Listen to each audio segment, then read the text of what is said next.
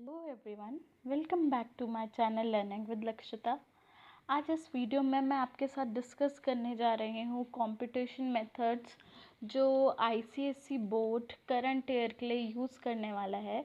जो बच्चों के एग्ज़ाम्स कैंसिल हो गए थे, आईसीएसई 10th के जो 2020 के बोर्ड एग्ज़ामिनेशन थे जो कैंसिल हो गए थे due to the current corona situation, current covid situation, उसमें अब ये क्या प्रोसीजर अपनाने वाले हैं, इस वीडियो में हम यही डिस्कशन करेंगे।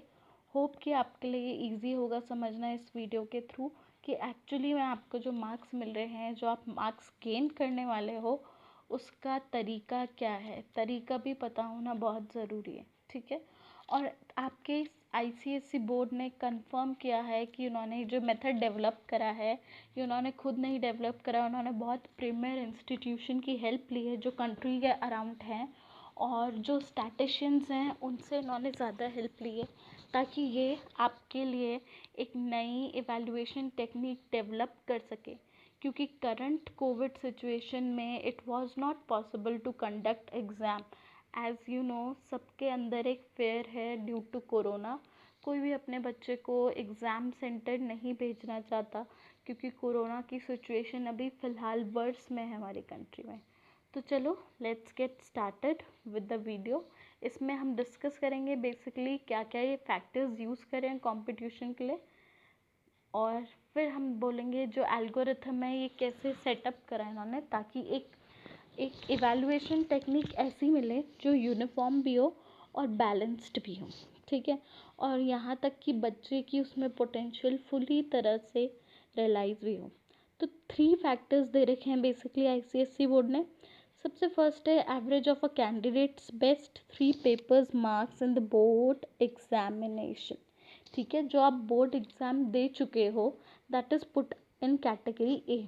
जो आप बोर्ड एग्ज़ाम में आप अपेयर हो रखे हो, मे बी वो 3 हो, 4 हो, 5 हो, जैसे भी हो, उसमें आपके बेस्ट 3 मार्क्स जो आपने स्कोर करे हैं अलग अलग पेपर्स में वो यूज़ करें।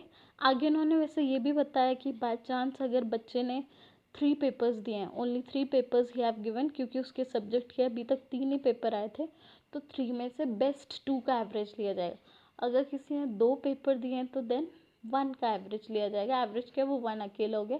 एंड अगर कोई ऐसा भी चाइल्ड है जिसने सिर्फ एक ही पेपर दिया है अभी तक, तो उसके लिए वही अज्यूम होगा, उसी हिसाब से आगे के उसके जो मार्क्स हैं उसी हिसाब से वो उसकी मार्कशीट में पुट अप होंगे। तो फर्स्ट पार्ट है हमारा average of a candidate best 3 papers marks in the board examination, that is a, ठीक है। और ये तो कंफर्म है कि अगर बच्चे ने बोर्ड के लिए प्रिपरेशन करी होगी तो उसके एग्ज़ाम्स डेफिनेटली अच्छे ही जाने चाहिए, क्योंकि उसने बोर्ड एग्ज़ामिनेशन के लिए प्रिपेयर करा था। पहले बीच में ऐसे कंट्रोवर्सी टाइप टॉपिक आ रहा था कि प्री बोर्ड्स के मार्क्स पे देंगे आपको, प्री बोर्ड्स के मार्क्स का एनालिसिस करके आपको मार्क्स अवार्ड करेंगे, बट ये सब कुछ नहीं है। आपका इसमें बोर्ड एग्ज़ाम देखा जाएगा। मेजर पार्ट जो है वो आपका बोर्ड एग्ज़ाम का देखा जाएगा जो आप ऑलरेडी दे चुके हो करंट सेशन में। सेकेंड है सब्जेक्ट इंटरनल असेसमेंट, ठीक है। ये सिर्फ उन सब्जेक्ट्स के लिए है जिनमें बेसिकली इंटरनल असेसमेंट रहता है।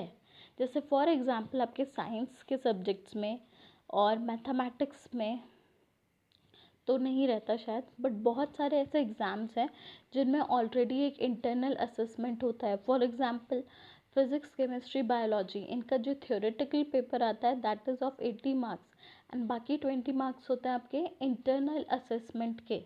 तो इंटरनल असेसमेंट बेसिकली तभी भी ध्यान रखा जाता था जब नॉर्मल बोर्ड एग्ज़ाम भी होते थे, एंड अभी भी उसकी केयर टेक कर रहे हैं कि इंटरनल असेसमेंट को हम कंसिडर करेंगे, ठीक है। That is also a part of your total marks. Third चीज़ जो इन्होंने बोली वो बोला परसेंटेज सब्जेक्ट इंटरनल असेसमेंट, ठीक है। Percentage of marks obtained by the candidate in the internal assessment of the paper। तो ये जो बी पार्ट ले रहे हैं बेसिकली ये ले रहे हैं परसेंटेज ऑफ मार्क्स, ठीक है, जो बच्चे ने स्कोर करी कहाँ, इन द इंटरनल असेसमेंट। तो note that it is the marks obtained for internal assessment expressed as a percentage। तो ये कुछ नई चीज़ नहीं है, आप बोल सकते हो जो सेकंड एंड थर्ड पॉइंट है वो को रिलेटेड है, ठीक है। आपके जहाँ पर सब्जेक्ट इंटरनल असेसमेंट मैंने बोला, वहाँ पर ओनली हम मार्क्स कंसिडर कर रहे हैं। जब हम बोल रहे हैं percentage subject internal assessment, B part है, तो इसमें हम बेसिकली उसको परसेंटेज में क्या कर रहे हैं, कन्वर्ट। तो आप बोल सकते हो दो फैक्टर्स हैं, एक इंटरनल असेसमेंट जो ऑलरेडी आप दे चुके हो, काफ़ी टाइम पहले हो चुका है, एंड एवरेज ऑफ बेस्ट 3 जो भी थे। बेस्ट 3 अगर आपने 4 पेपर में अपेयर करा है, 5 पेपर में अपेयर करा है, ठीक है, एंड सो ऑन। तो ये दोनों फैक्टर्स को कॉम्बिनेशन जब होगा, जब भी ये दो factors A and B combine होंगे, तब आपको अपना फाइनल रिजल्ट मिलेगा ऑफ दैट पर्टिकुलर सब्जेक्ट, ठीक है। कुछ इन्होंने रैशनल भी दिए हैं, ये आप पढ़ सकते हो, जस्ट इसको रीड करना है। बेसिक हमारा फैक्टर्स वैसे डिस्कस हो चुके हैं। अब बात करते हैं देखो एल्गोरिथम की। तो एल्गोरिथम में बेसिकली क्या है, for pending examination having component of internal assessment.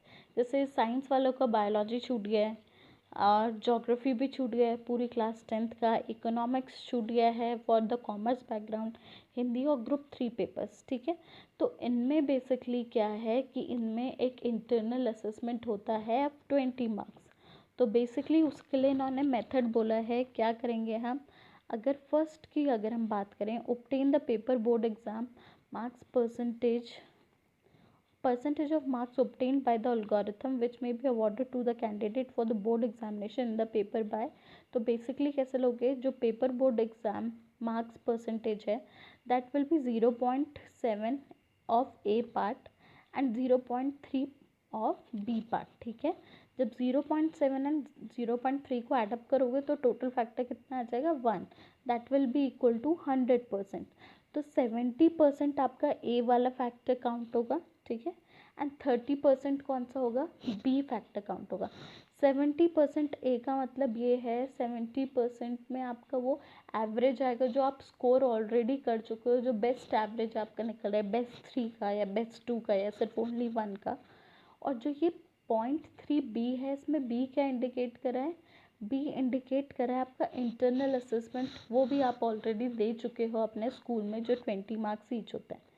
Determine the board marks for the paper, अगर पेपर बोर्ड मार्क्स आपको देखना है, ये बात ऊपर हम कर रहे थे परसेंटेज की। मार्क्स में बेसिकली क्या करना है आपको, जो आपने परसेंटेज स्कोर करी है उसको वेटेज फॉर बोर्ड मार्क्स से क्या कर देना है, मल्टीप्लाई। और नीचे रूल भी दे रखा है, क्या है वेटेज फॉर बोर्ड मार्क्स, अगर हिंदी, ज्योग्राफी, बायोलॉजी, इकोनॉमिक्स है तो वहाँ पर आपकी जो मल्टीप्लिकेशन होगा किससे होगा, इट शुड बी बाय 0.8, ठीक है, किससे होगा, 0.8 से। बट अगर ग्रुप 3 में है जिसमें इंटरनल असेसमेंट भी है, तो the board marks are out of 100, तो वहाँ पर आप वेटेज इक्वल टू कितना कंसिडर करेंगे, 1, ठीक है, ये समझ में आ गया। अब बेसिकली अगर किसी ने आर्ट 4 कोर्स के लिए ऑप्ट करा है, उसके लिए क्या होगा कि जो फाइनल मार्क्स होंगे वो बेसिकली कैसे होंगे, पेपर बोर्ड मार्क्स जो पेपर में स्कोर हो रखे हैं प्लस पेपर इंटरनल असेसमेंट। तो ये पूरी एल्गोरिथम दे रखी है इन्होंने बेसिकली कि आपको कैसे कैसे अपनी परसेंटेज निकालनी है एज वेल एज मार्क्स निकालना है। For candidates who have appeared in 3 paper, तो इन्होंने यहाँ पर आपको चॉइस क्या रिलैक्सेशन दी है कि अगर आप 3 पेपर्स में अपेयर हुए तो आपको बेस्ट 2 लेना है, अगर आप सिर्फ 2 ही पेपर में अपेयर हुए थे तो आपको 1 लेना है, दैट वो कौन सा लेना है जो बेटर हो वो वाला। और अगर एक कोई ऐसा कैंडिडेट है जो सिर्फ एक ही पेपर जिसने अटेम्प्ट करा, तो उसको बोलेंगे हम उसी का वही पेपर क्या होगा कंसिडर। फॉर एग्जाम्पल, अगर किसी बच्चे ने सिर्फ इंग्लिश का एग्ज़ाम दिया था, ठीक है, और इंग्लिश में ही उसके 75 आ रहे हैं आउट ऑफ 100, तो नेक्स्ट वाले सब्जेक्ट्स भी उसके कितने हो जाएंगे, उसी अकॉर्डिंग वो सेटअप होंगे, ठीक है।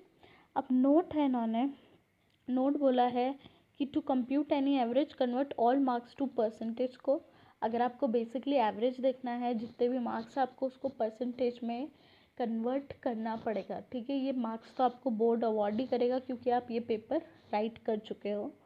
सेकेंड है for candidates who were register to appear for improvement. अच्छा है, अब ये पॉइंट इंपॉर्टेंट है इम्प्रूवमेंट वालों के लिए, जो इम्प्रूवमेंट मार्क्स दे रहे थे, इम्प्रूवमेंट एग्ज़ाम्स दे रहे थे ताकि उनके मार्क्स इम्प्रूव हो जाए, उनके लिए क्या होगा, जो उनका प्रीवियस बोर्ड रिजल्ट था वो ही कंसिडर होगा, ठीक है। तो जो पहले ही उन्होंने परसेंटेज मार्क्स ऑब्टेन करी थी लास्ट बोर्ड पेपर में उसी सब्जेक्ट का जिसके लिए वो रीअपेयर हो रहे थे, उसी को कंसिडरेशन में लिया जाएगा। ठीक है, अब इन्होंने बहुत सारे एग्जाम्पल्स भी दे रखे हैं, देखो आपको कि for a paper with 20% marks allocated for internal marks, वही मैंने बताया 20 आपका इंटरनल, 80 किसका है एक्सटर्नल मार्क्स का। फॉर एग्जाम्पल आप पे ज्योग्राफी है, बायोलॉजी है और इकोनॉमिक्स है। ठीक है, तो सपोज अ कैंडिडेट, कोई भी कैंडिडेट है, उसका जो एवरेज आया बेस्ट 3 का that is 75 out of 80, out of 80 की बात हो रही। ठीक है, और इंटरनल असेसमेंट में उस पर्टिकुलर सब्जेक्ट के इंटरनल असेसमेंट में उसने कितने स्कोर करे, 19 आउट ऑफ 20। तो उसकी बेसिकली परसेंटेज कैसे निकालोगे, देखो 0.7 कंपोनेंट हो गया एवरेज का और 0.3 किसका हो गया इंटरनल असेसमेंट का। तो बेसिकली कुछ नहीं करना है, 0.7 मल्टीप्लाइड बाई 75, ये एवरेज था, मल्टीप्लाइड बाई 100 अपॉन 80। ठीक है, 100 अपॉन क्या लेना है 80, क्योंकि ऑलरेडी आपको पता है जो 80% था वो किस में था, वो 80% था हमारे ऑलरेडी जो हम अपेयर हो चुके हैं एग्ज़ाम में, उसका जो बेस्ट हमने ऑब्टेन करा था वो, और बाकी रेस्ट 20% किसका हो गया 0.3 multiplied by 19 multiplied by 100 upon 20।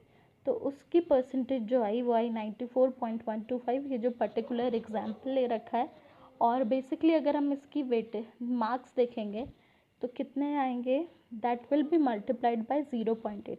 अब देखो 0.8 से क्यों मल्टीप्लाई करा, क्योंकि इसकी जो थ्योरी थी वो 80 मार्क्स की थी एंड इंटरनल असेसमेंट कितना था 20 मार्क्स का।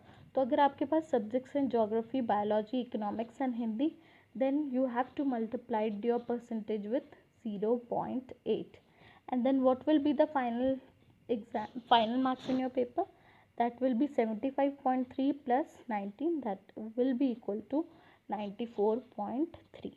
ठीक है, ऐसे ही आपको और भी एग्जांपल्स दे रखे हैं बेसिकली कि अगर एक कैंडिडेट है जिसके 60 आ रहे हैं आउट ऑफ 80, जो उसका एवरेज है 60 आ रहा है एंड इंटरनल असेसमेंट में उसने 17 स्कोर करे, तो सो ऑन ही जो फाइनल मार्क्स है वो आप यहाँ पर देख सकते हैं।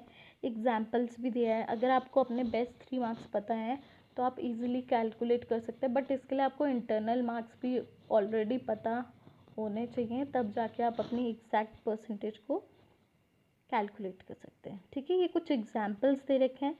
अगर ये पीडीएफ आपको डाउनलोड करनी है, ये जो पीडीएफ है आपको मिल जाएगी www.cisc.org.in में, ये ऑफिशियल वेबसाइट में अपडेट हो गई है। ये बिल्कुल ऑफिशियल बोल सकते हैं, ऑफिशियल कंप्यूटेशन मेथड्स हैं जो आप साइट से डायरेक्टली डाउनलोड भी कर सकते हैं, और यही टेक्निक इस बार यूज़ होने वाली है जो अपेयर हुए आईसीएसई एग्ज़ाम, बोर्ड एग्ज़ाम 2020 में, और जो कोविड सिचुएशन की वजह से आगे आने वाले सारे पेपर्स जो कैंसिल हो गए उनका इवैल्यूएशन इसी टेक्निक पे होगा। Okay, till then keep learning and keep growing. जय हिंद, थैंक यू।